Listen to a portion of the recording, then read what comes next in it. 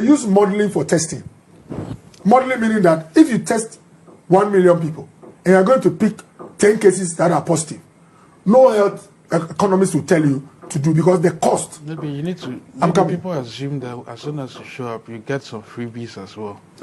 All right. So, my brother, the cost of testing, the time and energy of testing, the logistics of testing, you are not dealing with one disease in isolation. The health economists will quickly tell you what are the diseases you do with in your country. There's an opportunity cost. Any quantum of energy and logistics you put into COVID can negatively affect meningitis in the north, maternal mortality in the hospitals, pediatric care in the children's ward. So they tell you that if you test 1,000 and you are going to pick 10 COVID cases, it's not worth it. Wait until they show clinical symptoms and assist with recovery. So what is happening now is that even in advanced countries, they are discouraging wholesale testing because it sucks all your logistics. And if you are not careful, by the time you get a suspected or confirmed case, your kits have run out, your coveralls have run out, your mask have run out, because you use those things also in testing. So if you have the opportunity, increase the margins for testing. Like now, remember, before just a week ago, we were not testing contacts.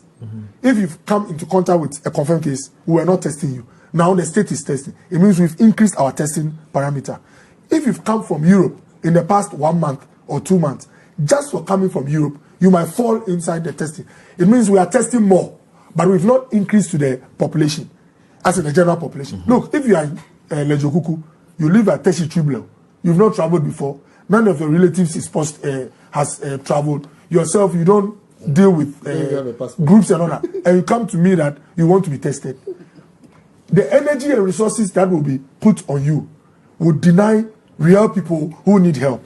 So testing is needed, but the level of testing should be considered. And please, in all this, is about risk. Yeah. Forgive me for citing another case. There are people who have hepatitis. They land in our hospitals with liver disease, which takes their life. It's one of the viral conditions that are prevalent in Ghana compared to Europe and Americas. You know what? We've not had a whole countrywide testing for cases to help them now. The reason is simple. The money, the time you put in is better for you, unfortunately, because of the modeling, to wait until they show symptoms or to encourage them to voluntarily go and test. And the kits, there's reliability or sensitivity of testing. Remember, some of the kits can pick corona cases, but not COVID-2. Yes, being positive for corona does not mean it's the SARS-CoV-2.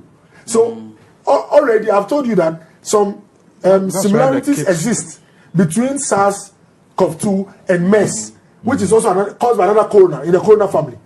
The SARS we had is also in the corona family. So corona alone is already causing issues with all of us before this new one came.